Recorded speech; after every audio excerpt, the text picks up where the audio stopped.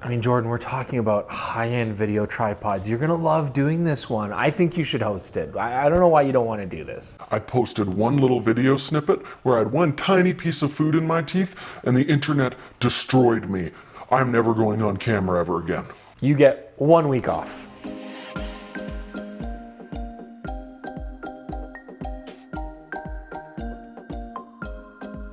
Welcome back, Deep View TV viewers. It's Chris Nichols here, of course, not Jordan Drake, and today I am your video specialist, I guess. So, you know, what we're gonna explore today is the difference between photographic tripods versus video tripods. And really, I think it's important to understand that back in the day, if you got a photographic camera, you would buy a photographic tripod for those applications. And if you bought a video camera, you'd use a video-based tripod for those video applications. But we now today live in a day and age of the hybrid camera, which can do both photos and videos insanely well in one package. So then the question really becomes, are there tripods that can do both? Or do I still have to get a photo tripod for photo applications and a video tripod for video applications, even though I'm using the same camera? So first off, let's take a look at the photographic tripod because it is arguably the most simple of the tripod systems.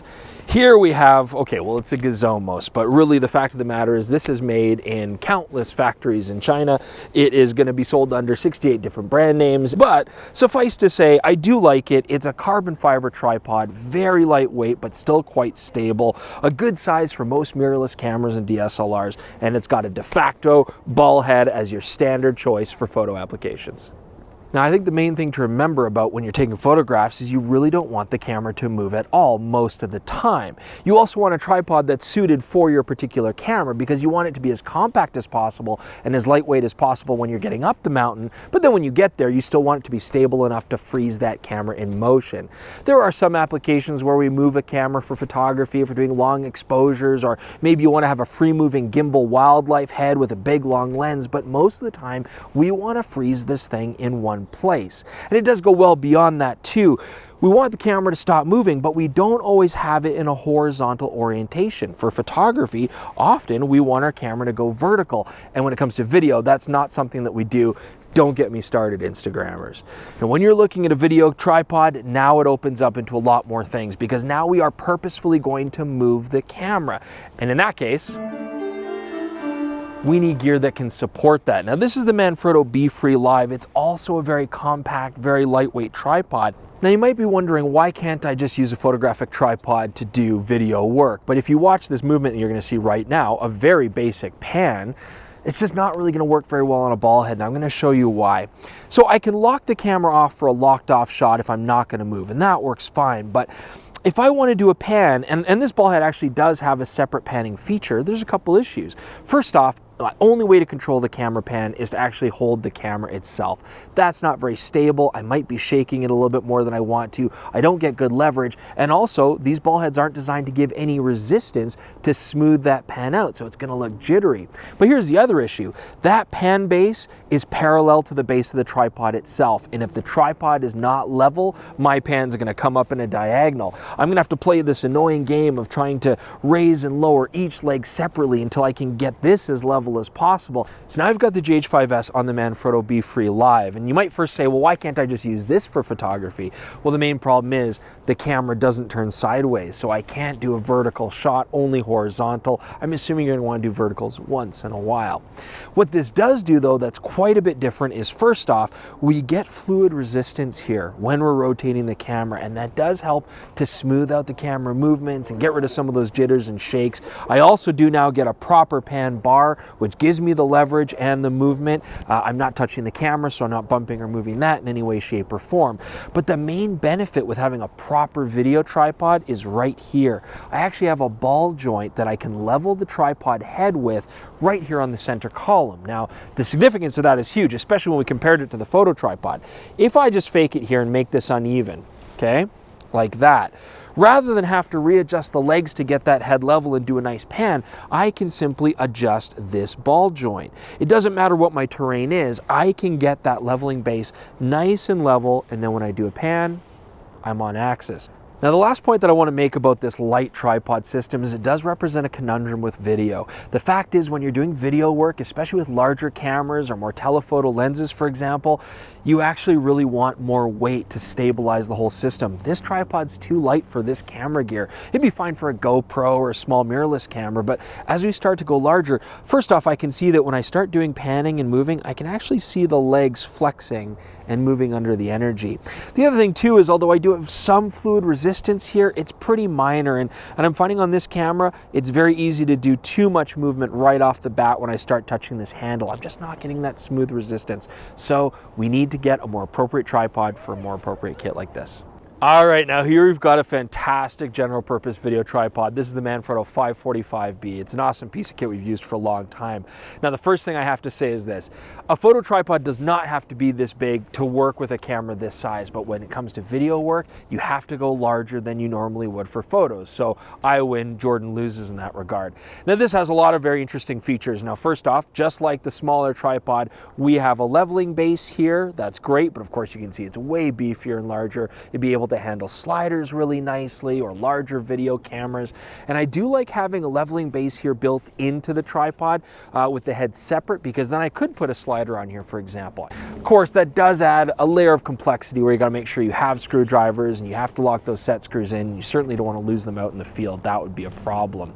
Now, this head that we're using has a beautiful fluid drag system. It is very smooth and solid, and this is where I can get that precise movement that I wasn't getting on the smaller, lighter tripod. It's also going to counterbalance a much heavier camera and bigger, longer lenses.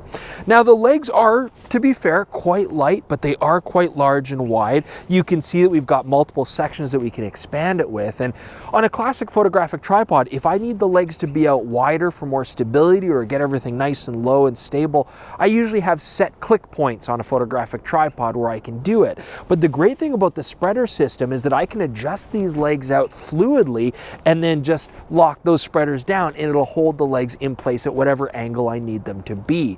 The spreaders, of course, also add some more torsional rigidity and keep this whole tripod from shaking when I do want to do camera movements. All right, so here we have an example of a really nice high-end piece of kit. And just to give you some perspective, you know, if you looked at a really high-end ball head and set of legs for photographic applications, you're at what? $1,000 US, kind of around there. Well, this is the Sackler FSB 6 head on the Flowtech 75 legs, and this kit is going to be roughly $2,500 US, quite a bit more expensive, and honestly, that's affordable as the video tripod world goes. Some of these things will get into the tens of thousands of dollars.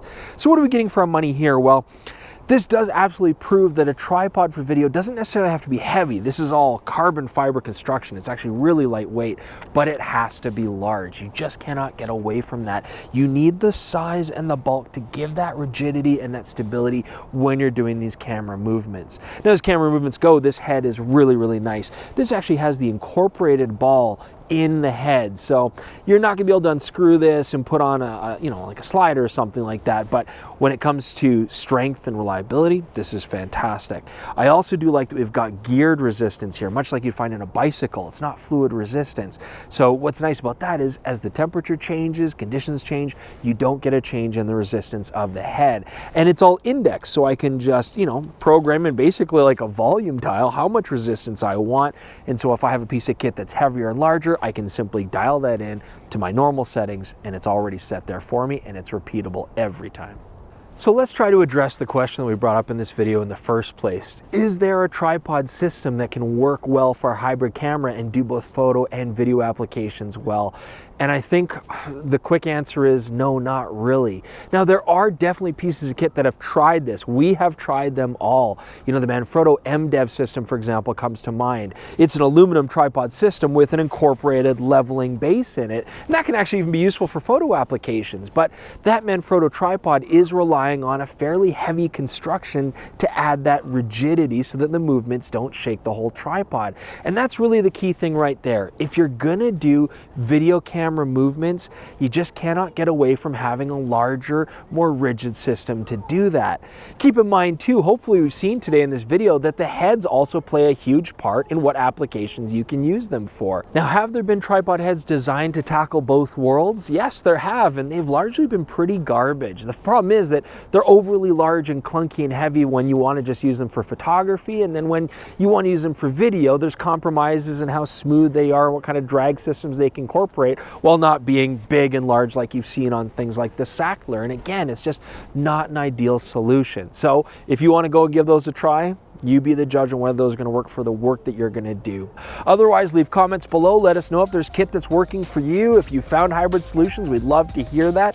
Please check out our Instagram and Twitter feeds. Head to dpreview.com for all the info you're looking for. Thanks so much for joining us.